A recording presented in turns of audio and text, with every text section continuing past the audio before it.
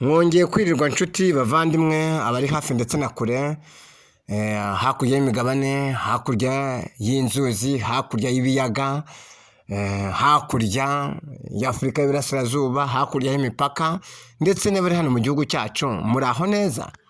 Nkomeje kubabwira ngo Imana ikomeze ibarinde kandi uhoraho akomeze abashyigikire mu byo mugerageza gukora byose 5 kuri 5.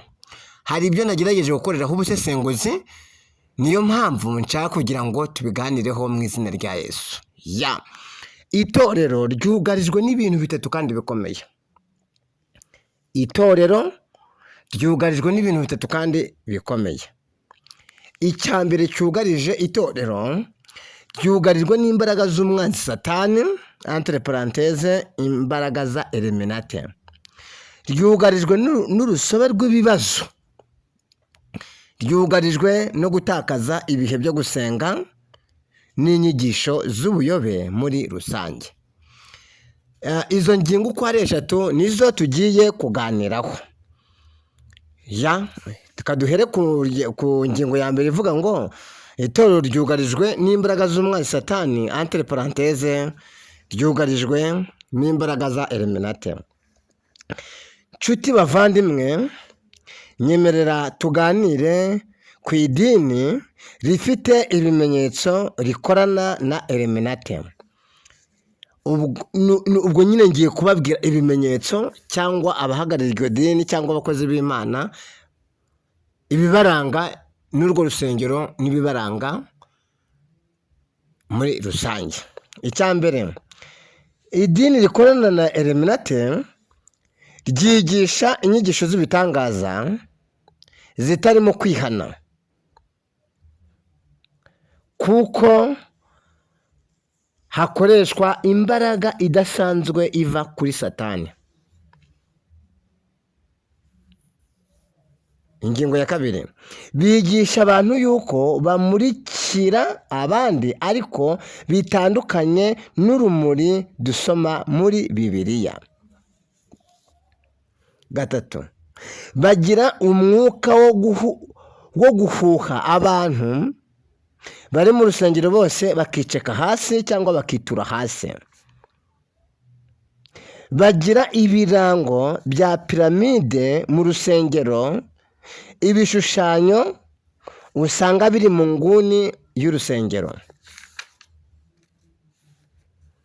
Bagira amadarapo y'ibendera rya Isiraheli usanga rifite ibimenyetso bicomekeranya, ugasanga bibyaye impande 6 bisobanura umubare 636.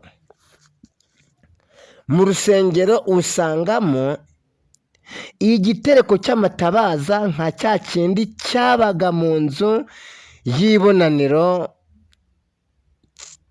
kera. Nkasubiremo, mu rusengero usangamo igitereko cy'amatabaza nka cya kindi cyabaga mu nzu y'ibonaniro mu Isezerano Rishya. Usanga bagira ikirango cy'inyenyeri, aho usanga icyo kirango cy'inyenyeri gikikijwe n'udusozi. Agasozi ka mbere ni politike, agasozi ka kabiri ni ubutunzi, agasozi ka gatatu ni ukwamamara, agasozi ka kane ni amategeko, aka gatanu kwemerwa. Aho uzabisanga hose uzagire amakenga. Uzasanga bafite inkota n'inkoni iriho ibirango by'inyenyeri muri iryo dini. Uzasanga bafite impeta ndetse na shenete bambara, ndavuga abayobozi b'iryo dini, n'imikorere ya Satani hariho ibirango bitandukanye. Uzasanga bafite abayobozi b'iryo dini bafite impeta n'amashenete bambara mu gatuza, mu ijosi, ariko harimo imikorere ya Satani, hariho n'ibirango by'iryo dini muri rusange. uzasanga basiga abantu amavuta mu rusengero, usizwe amavuta wese agakira indwara, ariko bagusiga amavuta mu rusengero ukikubita hasi ukicaka hasi ugataha nkaho wavunaguritse. Ntabwo umwuka w'Imana ari uko akora. Ntabwo umwuka w'Imana avunagura abantu ngo umugore ayoberwe ko ari umugore, umwari amenye ko ari umwari, umugabo ayoberwe ko ari umugabo, bose ku bati bita bapfa mu rusengero. Bakoresha amazi cyangwa batera abantu amazi, n'ako gacupa kangana na Nili ugasanga bakagurisha amafaranga ahenze ari hejuru y'ibihumbi 20 ngo ni amazi y'umugisha, ngo nuyajyana ngo Imana izajya ikuyereka buri munsi. Icyo ni igice cya mbere. Ibimenyetso biranga idini cyangwa itorero rikorana na Illuminati. Nk'uko mbirondoye, nk'uko nabikoreye ubushakashatsi, nawe ubyumve witonze muri rusange.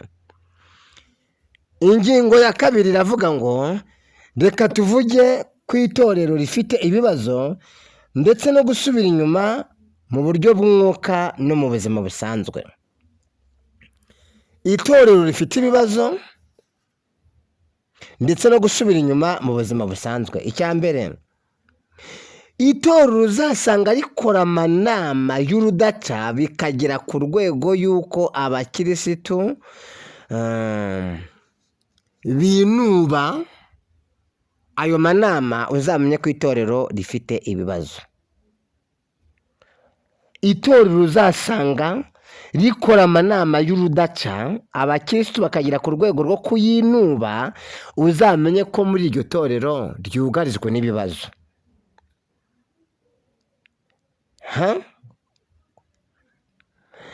Itorero rifite ibibazo ibi biranga: guhorana abashyitsi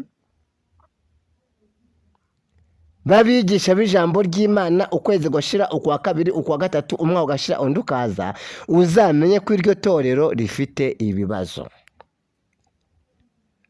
Kubera iki? Guhora abigisha b'ijambo ry'Imana ari abashyitsi, umuyobozi atashobora guhagarara imbere y'iteraniro kubera abakirisitu benshi batamwiyumvamo, uzamenye ko urwo rusengero cyangwa ko iryo torero rifite ibibazo. Icya 3 kiranga itorero rifite ibibazo: kuganisha ku nyigisho zose zirebana n'amaturo. Pastor agahora avuga amaturo, kwezi ugashira, umwaka ugashira, undi wa mbere agashira, imyaka 5 ugashira amaturo. Uzamenye yuko iryo torero rifite ibibazo, kubera yuko iyo umwuka wera ari uyobora aho hantu, ntago pastor avunika akomveka abantu ngo amaturo. Ndetse na rimwe bakavuga ngo nutanga ituro ngo riyo kwihumanuza, ngo nta badimoni bazagufata, ngo nutanga ituro riyo kwiyereka Uwiteka, ngo uzagira umugisha, ngo tanga ituro ngo ry'uburinzi, ngo tanga ituro ngo ujye kujya muri Amerika, ngo tanga ituro cyo kwishinganisha. Amaraso ya Yesu yaba yaramaze iki ku musaraba? Nuzagira mu rusengero ugasanga buri cyumwe n'amaturo, ikindi n'amaturo, ikindi n'amaturo, kandi ayo maturo bakayasasira ubuse navuga ngo bakayasasira ukuntu, uzamenye ko urwo rusengero rufite ibibazo. Umushumba w'itorero akaba ari uhorana mikorofone atabasha kuyirekura, ukwezi kwa mbere gashira, ukwa 2 ugashira, ukwa 3 ugashira, ukwa 4 ugashira, ari uhora ubwiriza gusa, uzamenye ko urwo rusengero rufite ibibazo. Abakristo akaba ari uhora ubigisha, nta mukristo yaha mikorofone, reka, uzamenye ko urwo rusengero rufite ibibazo muri rusange. Guhindura inyigisho inkuro, ubwo bafitanye ikibazo akamucyurira akoresheje Bibiliya, akoresheje inyigisho zo mu rusengero. Wampaye, uzamenye ko urwo rusengero rufite ibibazo. gutonesha kwa bamwe mu rusengero abandi bagahezwa, uzamenye ko urwo rusengero rufite ibibazo. Ni Imana ihamagara abakire igahamagara n'abakene, bajya kwimika abakozi ugasanga bimitse abadiyakoni b'abakire, reka nta wundi w'umunyamuhamagaro ngo udafite amafaranga ngo wakwinjiramo, ugasanga ni ibintu bubatse bimeze nka korotire byahindutse nk'akazu. Uzamenye ko kuri urwo rusengero hari ibibazo by'inzitane. Umuyobozi w'urusengero agahora atwikira ibyaha by'abakire ntibivugwe, abakene akabakumira akabakandamiza ntibagire ijambo. Uzamenye ko urwo rusengero rufite ibibazo. Umuyobozi uzabona adatoza bazamusimbura, kudatoza abakozi bashya mu itorero. Nugize ngo arahagurutse muri korali, mu mwigisha w'ijambo ry'Imana, mu muhanuzi, ukamunigira mu matako, mwebwe bakirisitu muzamenye ko urwo rusengero rugoswe n'ibibazo. Udukobyo mu maturo, amaturo ukayataka ukayasigiriza, nibyo birakwiye, ariko nanone iyo umwigisha ahora avuga ngo dusome muri Matayo, icyumweru cya mbere Matayo, icya kabiri ni Matayo, icya gatatu ni Matayo, icya kane ni Matayo, ukwezi kwa mbere ugashira, umwaka ugashira, usoma muri Matayo gusa, abakirisitu bakwita Matayo. Ibyo byose mbabwiye, nuzabibona mu rusengero uzamenye ko aho ngaho hari ibibazo by'urusobe, ibibazo bikomeye, ibibazo biremereye ukuntu. Nyuma y'ibyo dore ibikurikira mu bakirisitu. Nyuma yo kuba mu rusengero rwawe umuyobozi akorana n'imbaraga z'umwanzi na eliminate, kuko eliminate ni agace gatoya. Muri eliminate niho habonekamo n'amarozi n'abahagarariye abarozi. Eliminate ni agace gato navuzeho, ariko ntabwo byoroshye. Ugasanga pastor kuyobora yambaye impeta zimuhesha gukora ibitangaza ndetse n'ibindi byinshi bitandukanye. Uzamenye ko aho hantu uzahitondere. Ntabwo umwuka w'Imana avunagura abantu, ntabwo umwuka w'Imana akubita abantu hasi. Ubu Imana ikugezemo, wumvishe, iraguhagarika. Ntabwo Imana igucurika, iraguhagarika. Navuze no ku bindi biranga itorero ryugarijwe n'ibibazo. Sinongera kongera kubisubiramo. Itorero ryugarijwe n'ibibazo, ahantu uzagira ugasanga bakora amanama y'urudaca, uzamenye ko iryo torero rifite ibibazo n'ibindi byinshi bitandukanye nk'uko nabibabwiye. Ibyo byose hazakurikiraho mu bakirisitu. Dore ikizakurikiraho, abakirisitu bazatakaza ibihe byo gusenga. Abakirisitu nyuma y'uko pasiteri atonesheje abantu mu rusengero, nyuma y'uko pasiteri ari guhorana mikoro nta wundi muntu yayiha, nyuma y'uko pasiteri atwikira ibyaha bya bamwe na bamwe, nyuma y'uko pasitori ahora akumvika abantu amaturo, nyuma y'uko pasiteri ahorana agatutu ari ubwiriza gusa mu rusengero, nyuma y'uko pasiteri nta mutoza n'uhagurutse akamurigira mu matako. Dore ibizakurikira mu bakirisitu. Rimwe, abakirisitu bazatakaza ibihe byo gusenga muri bo. Abakirisitu bazatakaza ibihe byo gusenga muri bo, nibarangiza banatatane ku buryo bazazinurwa urwo rusengero.